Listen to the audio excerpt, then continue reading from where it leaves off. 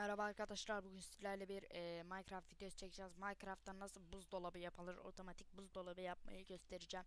Hemen başlayalım arkadaşlar. Neden video gelmiyordu? Yorumlarda da söyledim zaten. E, Video gelmesi bilgisayarım bozulmuştu, tabletim bozulmuştu, hiçbir şey yapamıyordum.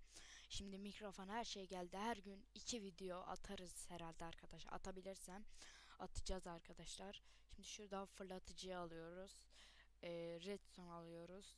Başka ne alıyorduk? Bundan alıyoruz. Alıyor muyuz? Yok, düğme alıyoruz. Ben kaç gündür yapmıyorum arkadaşlar. Bir yanlışım olursa lütfen belirtin. Bu videoda lütfen. Lütfen ama lütfen. Lütfen belirtin. Şimdi bu kapıyı açmak için şurada bir blok olması lazım. Şöyle güzel seksi bir blok yapalım. Ne olabilir? Bu yün olsun. Seksi bir blok işte budur.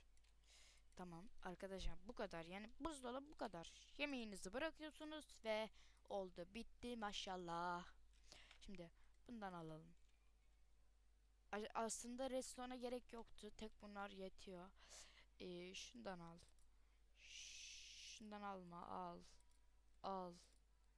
Ee, Al. Al. Alma. Al. Al. Arkadaşlar, bu arada şunu belirtmek istiyorum. Şu alttakinden gelmiyor. Nedeni bilmiyorum. Ya gelmesini istiyorsanız da şuraya bir tane daha yün alalım. Bir tane de şundan alıyoruz. Arkadaşlar şuraya alta da basmanız lazım. Gördünüz mü? İkisi de çalışıyor.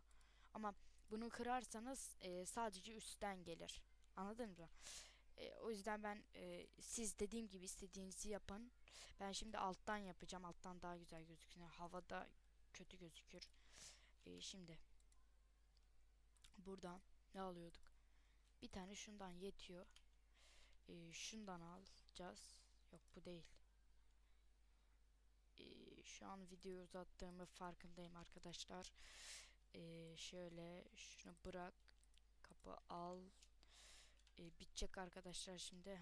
Bitti. Şunu da koy şöyle. Şöyle kalsın.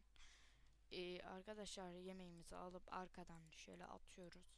Ne varsa at. Sıra sıra geliyor yemekler. Hangisi ise sıra sıra. Arkadaşlar bas, geliyor. Bas. Şimdi şunu atalım. Hmm. Game mode 0 alalım. Oyun modumuz güncellendi. Arkadaşlar şuradan basıyoruz, geliyor. Basıyoruz, geliyor. Basıyoruz. Baboş gel, baboş gel, baboş. Böyle geliyor işte arkadaşlar. Geri mesela yemeklerinizi buraya da koyabilirsiniz.